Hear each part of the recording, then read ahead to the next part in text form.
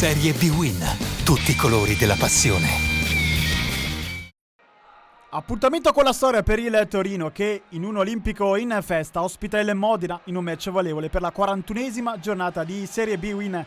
A Granata servono 3 punti per l'aritmetica promozione in Serie A. E dopo il minuto di silenzio per i tragici eventi di Brindisi inizia il match meraviglioso, soprattutto nel primo tempo. Dopo 13 minuti Vives per Antenucci, controllo destro, è bravissimo Caglioni a dire di no.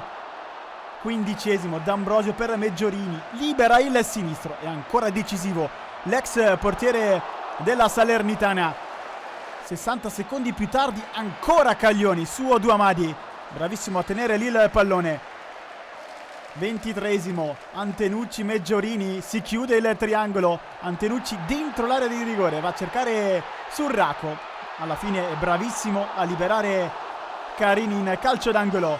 Il gol però è nell'area, arriva al 24esimo Antenucci, pallone dentro Meggiorini, poi Oduamadi per 2 volte, la seconda è quella buona, è il gol dell'1-0 dopo 24 minuti, terzo centro in campionato per l'attaccante cresciuto nelle giovanili del Milan, arrivato a Torino nell'affare che ha portato Comi al Milan.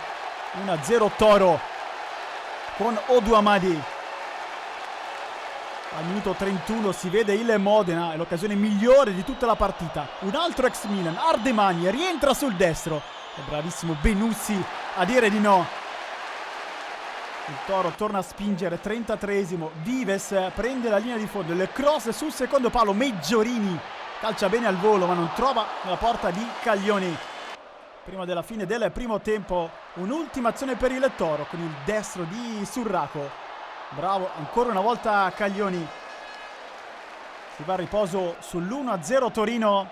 Nella ripresa la musica non cambia, 55esimo Surraco, il cross in mezzo, Antenucci in spaccata. Questione di centimetri tra lui e il gol numero 11 in campionato.